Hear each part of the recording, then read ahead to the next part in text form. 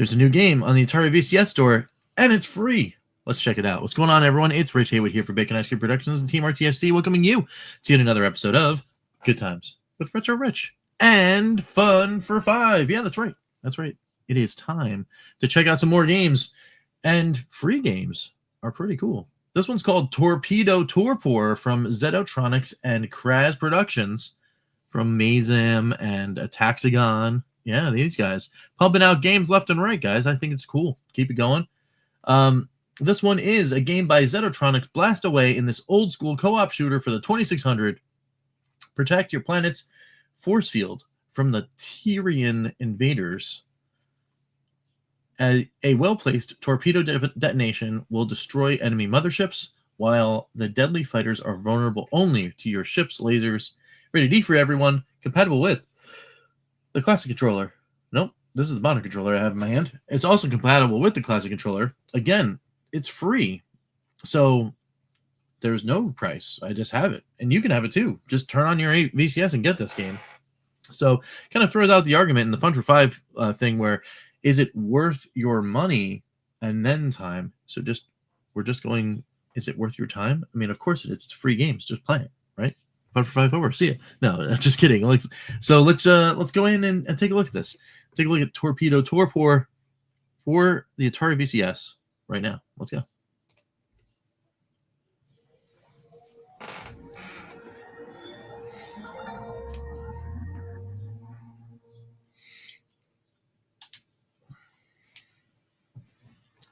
All right, here we are, looking at some Torpedo Torpor.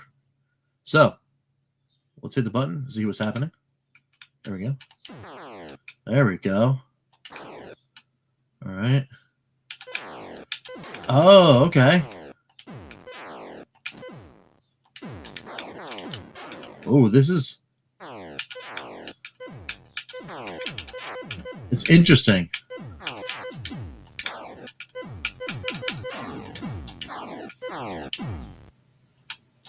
We have control over it too.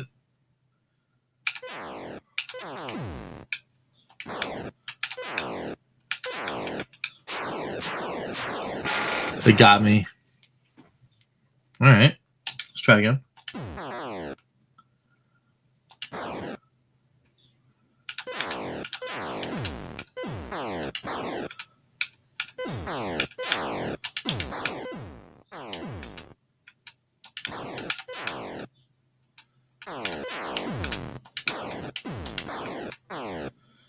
It's kind of interesting to kind of like see that you're facing different enemies but have to do different things with your hands while you're playing the game. That's kind of cool. I don't think I've ever played an Atari game that made you think like that. I'm sure there was one, but I don't remember me playing one.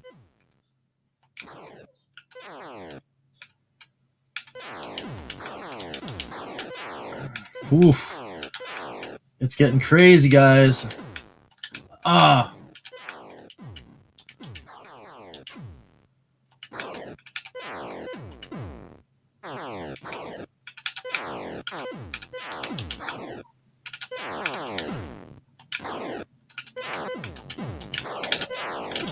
Ooh.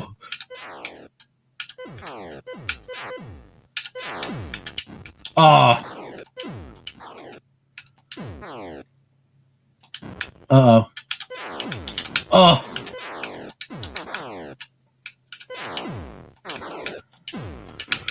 Ah. Almost 5,000. Wow. All right. That's a short game loop. All right, let's play some more. I mean, it's a short game loop, so we could really probably hit 5 minutes for sure on this run. And then you guys already know. Oh.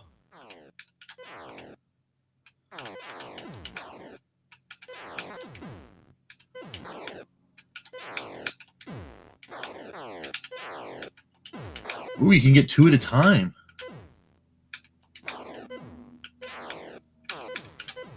Oh.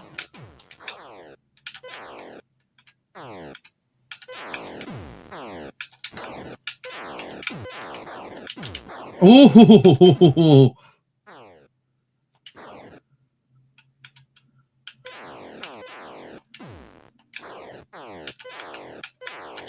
Oh, I didn't hit the button the second time.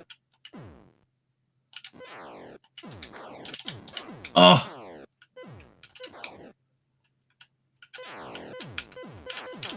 Oh. Only 3,000 that time. Woo. All right, one more.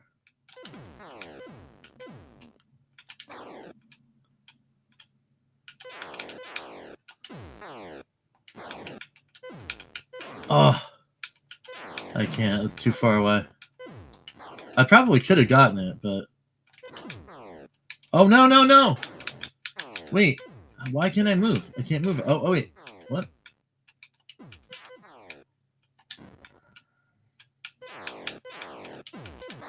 No, it's going to go. I got worse. I got worse as it went on. All right, better quit while I'm ahead. Let's go to the wrap-up.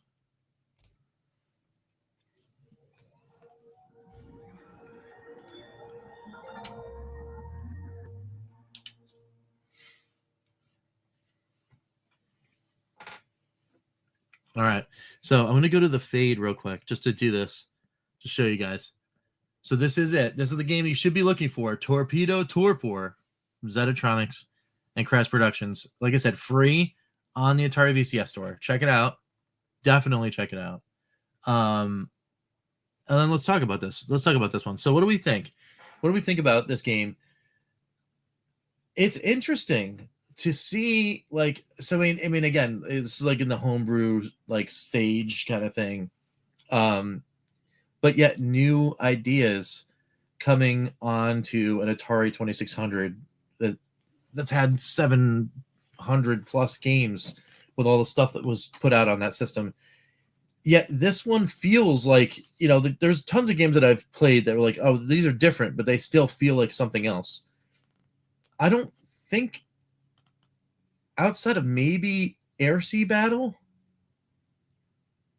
in combat, when you do the difficulty switch and you can control the things, I don't think there was any other game that I know of that uses that like control the angle of your blast with the control stick, and used it as a mechanic, though, like a primary mechanic. Keep doing that, and then did it to where the difficulty ramp is such that it's still a challenging game, because you still have to do the other method of shooting, and you have to use a directional on the stick in order to do that.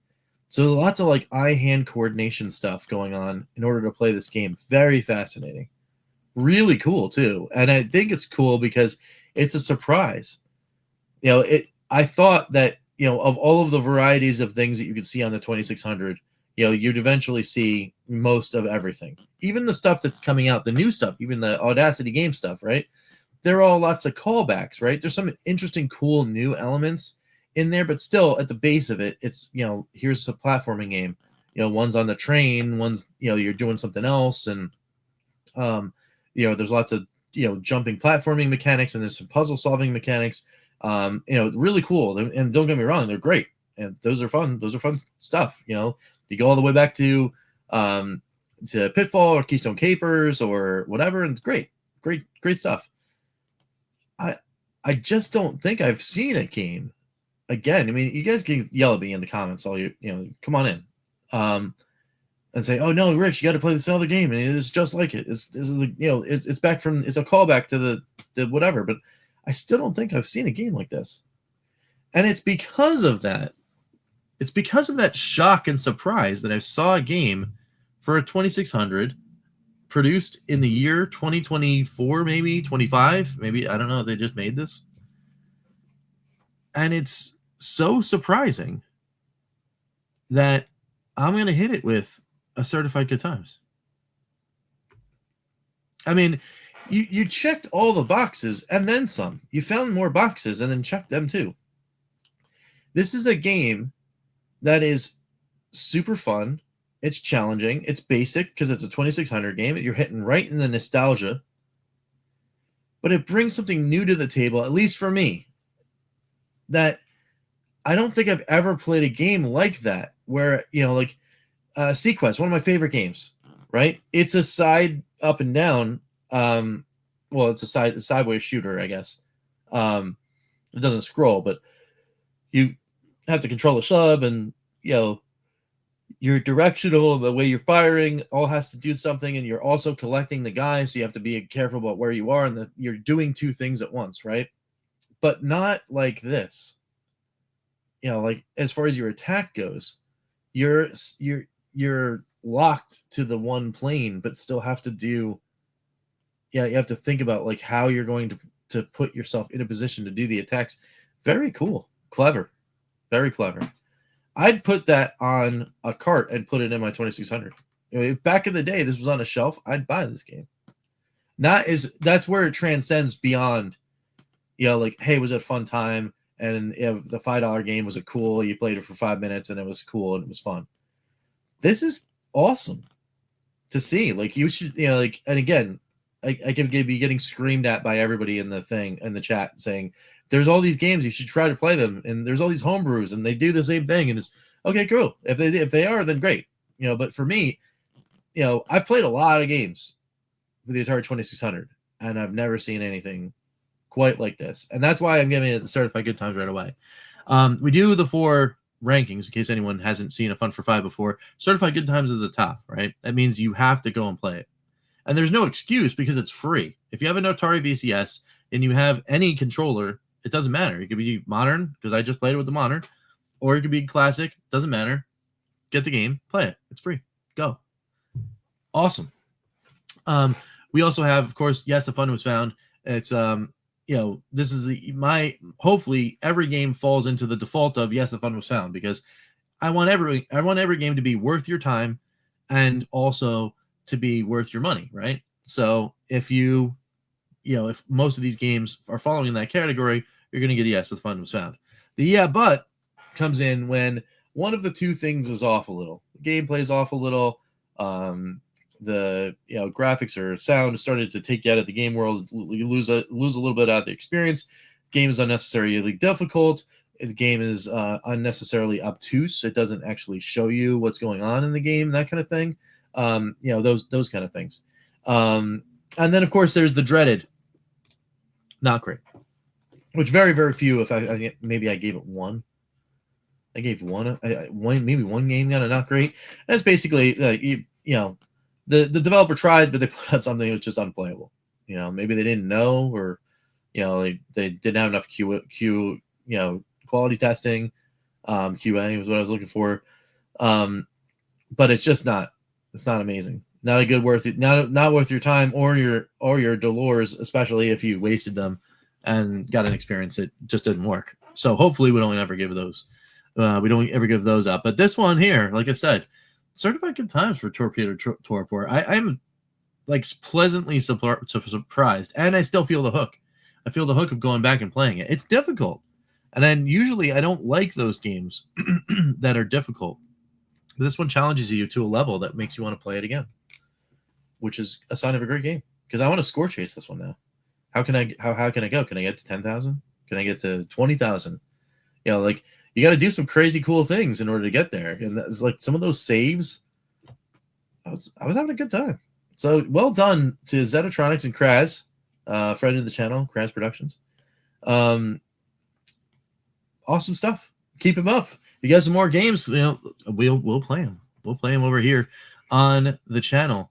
As you guys know, we Fun for 5 every single game on the Atari VCS Store, which is cool. So we've got more to do, though. We've got more. There are more games we got to play. We got to play Mazem. So let's do that. And we got to play Asteroid Patrol. So we got to do that. We still have other games we have to catch up on. That it's silly now. We got to just do it.